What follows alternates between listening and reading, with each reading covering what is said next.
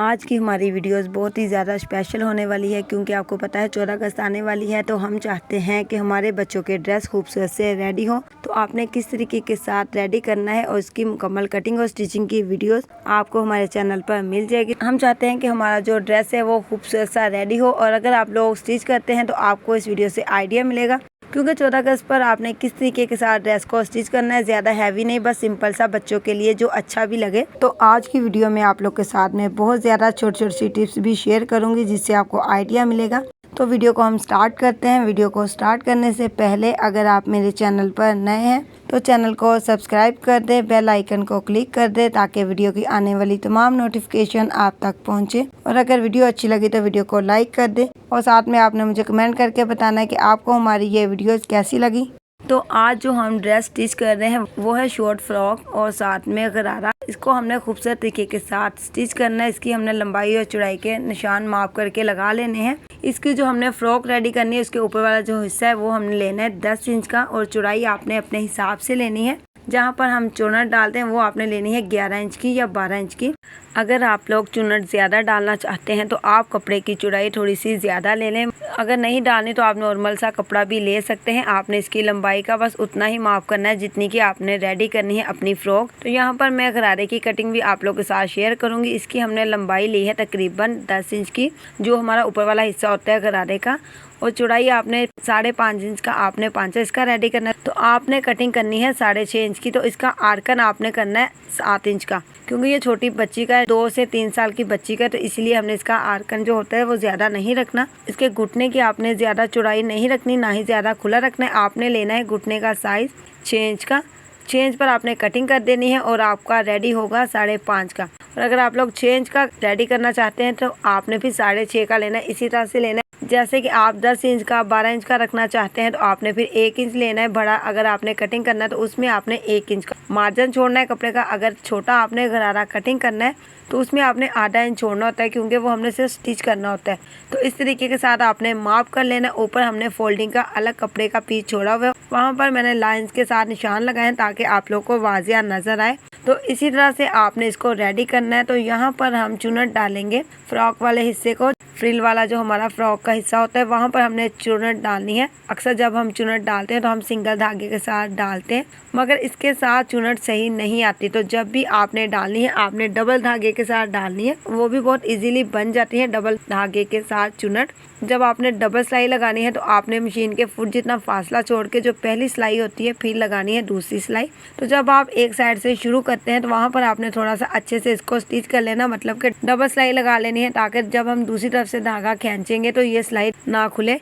तो दूसरी सिलाई भी आपने इसी तरह से लगानी है। पहले अच्छे से उसको स्टिच कर लेना है जहाँ से हमने सिलाई को शुरू करना है। उसके बाद आपने बड़ी टाप करके इसको स्टिच करना है। फिर आप धागे को खींचेंगे तो आपकी चोनट बहुत अच्छी और नीट होगी। तो इस तरीके के साथ आपने चोनट डाल लेनी है। उसके बाद आपने जो फ्रॉक का ऊपर वाला हिस्सा है आपने इसको उसके साथ अटैच कर देना है। आपने उसके अंदर लाजमी डबल सिलाई लगानी है और ये अच्छे से फिर स्टिच हो जाता है डबल सिलाई के साथ। अगर आप लोग ऊपर सिलाई लगाना चाहते हैं तो आप फिर सिंगल लगा लें। तो इसी तरह से मैंने चोनट डाल के इसको स्टिच कर लिया, बहुत अच्छा भी लग रहा है। अब हमने इसका नेक रेडी करना है। जो नेक मैंने कटिंग करके रख लिया था वो हमने लगाना है शर्ट के ऊपर फ्रंट वाली साइड पे। आपने इस चीज का लाजमी ख्याल रखना है कि जो फ्रंट वाली शर्ट का निशान होता है लाइंस और जो नेक की लाइंस होती है इन दोनों को आपस में आपने अच्छे से अटैच करना होता है। अगर ये आपस में अटैच नहीं होगी तो आपका एक साइड से बड़ा हो जाता है शोल्डर, तो एक साइड से छोटा। अक्सर ऐसा होता है अगर आप दोनों चीज़ों को दरमियान से अटैच करके स्टिच नहीं करते। और अगर आप लोग अच्छे से इनको दोनों को आपस में अटैच करके स्टिच करते हैं तो आपके शोल्डर से कपड़ा ज़्यादा नहीं बढ़ता, तो दोनों तरफ बराबर रहता है। तो आपने इस चीज़ को लाजमी नोट करना है कि जब भी आपने नेक को स्टिच करना है तो आपने दोनों की लाइन जो होती है निशान इन दोनों को आपस में अटैच करना होता है और दरमियान से आपने इसको स्टिच करना शुरू करना है। फिर आपने घुमाकर दूसरी साइड पर भी इसी तरह से स्टिच करना है। उसके बाद आपने कपड़ा कटिंग कर देना है और यहाँ पर हमारा नेक बिल्कुल स्टिच हो गया। अब जो मेरे पास यहाँ पर लेस है, हमने वो लेस किस तरीके के साथ लगानी है, ना ही निशान लगाने हैं ना इसको स्टिच करना है। तो कैसे लगाएं आप लोग ये सोच रहे होंगे, तो बहुत ही आसान है। यहाँ पर मैं लूँगी ग्लू की मदद से पहले हम अच्छे से इसको जोड़ लेंगे शर्ट के ऊपर। उसके बाद हम इसको जब स्टिच करेंगे तो इजीली स्टिच हो जाएगी, ये कपड़े से अलग नहीं होगी, ना ही ये कपड़े से हिलेगी। तो आपने थोड़ी सी ग्लू कपड़े के ऊपर भी जोड़ लेनी है और लेस को भी अच्छे से ग्लू लगा लेनी है। उसके बाद जब आप इसको लेस लगाएंगे शर्ट के ऊपर तो आपका बहुत अच्छे से कपड़ा और लेस दोनों आपस में अटैच हो जाएगी। तो आपने अंदर का स्टाइल बनाना है, इसीलिए हमने वी कटिंग करके नेक को स्टिच कर लिया। आपने एक साइड पे इसी तरह से लेस लगा लेनी है नेक की लाइन तक, फिर आपने दूसरी साइड पर लेस को लगाना शुरू करना है और दरमियान तक लाकर आपने थोड़ा सा टेढ़ा कर देना है। जहाँ तक फ्रॉक की चौनट होती है वहाँ तक आपने इसको लगाना होता है। जो छोटी फ्रॉक होती है उसका अंदर का हम इसी तरह से बनाते हैं। अगर आप लोग ज्यादा लेस नीचे तक लगाना चाहते हैं तो आप लगा लें, मगर जो मैंने ये डिजाइन बनाना है मैं सिर्फ चौनट तक ही लेस लगाऊंगी। तो इस तरीके के साथ आपने लेस को अच्छे से अटैच कर लेना है ग्लू के साथ आपने जोड़कर। उसके बाद आपने इसको आयरन करनी है तो आपका कपड़ा बहुत अच्छे से जुड़ जाएगा। तो यहाँ पर आप देख सकते हैं हमने इसको अच्छे से जोड़ लिए। अब हमने इसको स्टिच करना है मशीन की मदद से। आप इसको जब स्टिच करेंगे तो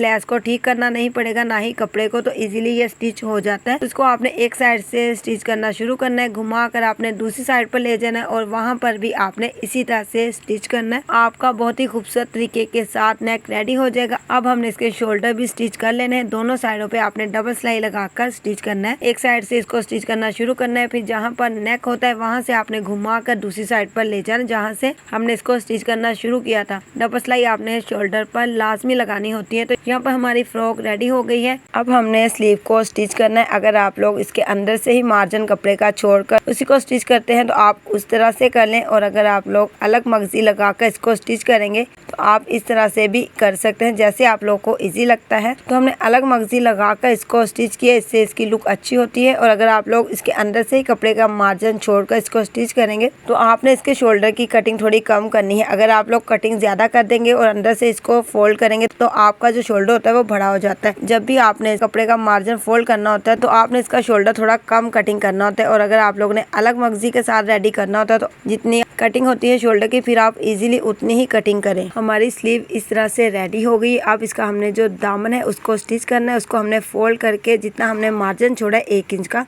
उसी को हमने स्टिच कर देना है। और जो मेरे पास लेस है हमने वो लेस लगानी है घुमाकर फ्रंट पर भी और बैक पर भी। इस तरह से हमारा जो फ्रॉक का दामन है वो भी रेडी हो गया। और इसके साथ हमने यहाँ पर लगानी है बैक साइड पर मगजी। जैसे हमने स्लीव पर अलग कपड़े के साथ पाइपिंग की है वैसे ही सेम हमने बैक नेक हमारे शर्ट का वहाँ पर भी हमने इसी तरीके के साथ लगानी होती है। कटिंग आपने अपने हिसाब से करके एक साइड से आपने इसको स्टिच करना शुरू करना है, घुमाकर आपने दूसरी साइड पर ले आना है, फिर आपने इसको फोल्ड करके एक सिलाई लगा लेनी है। तो इस तरह से हमारी शर्ट का बैक वाला जो गला होता है वो भी रेडी हो गया है। तो अब हमने यहाँ पर करना है गरारा। गरारे को भी स्टिच करना बहुत ही आसान है। सबसे पहले आपने आर्कन की सिलाई लगाकर इसको स्टिच कर लेना है। उसके बाद जो आपने इसका घुटना होता है वहाँ पर इसको रेडी करना है। किस तरीके के साथ करना है, जब हमने फ्रॉक पर चुनट डाली थी डबल सिलाई के साथ उसी टाइम हमने इसके जो घुटने वाला कपड़ा होता है बढ़ाकर जो नीचे की तरफ जाता है वो हमने रेडी कर लिया था, मतलब कि उसको भी चुनट डबल लगाकर तैयार कर लिया था। अब हमने सिर्फ इसको अटैच करके स्टिच करना है। जो नीचे वाला हमारा कपड़ा होता है फ्रिल वाला और जो घुटने का कपड़ा होता है इन दोनों को आपस में आपने रखकर अटैच कर देना। सिर्फ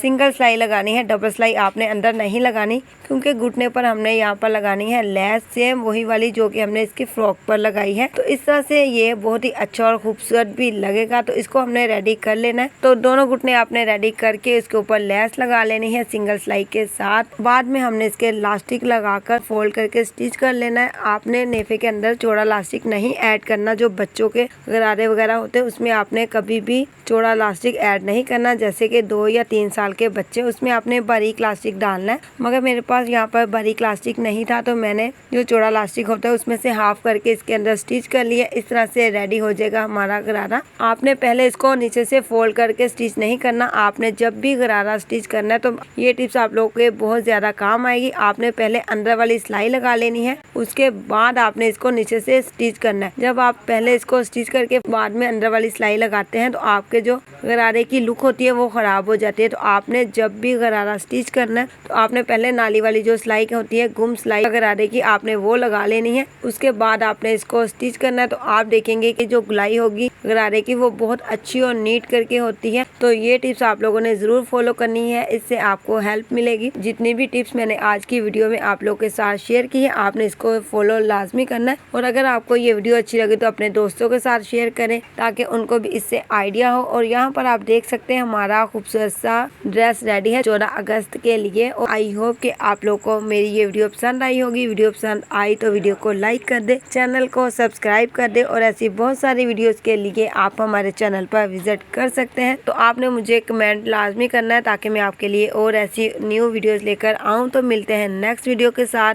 अल्लाह हाफिज।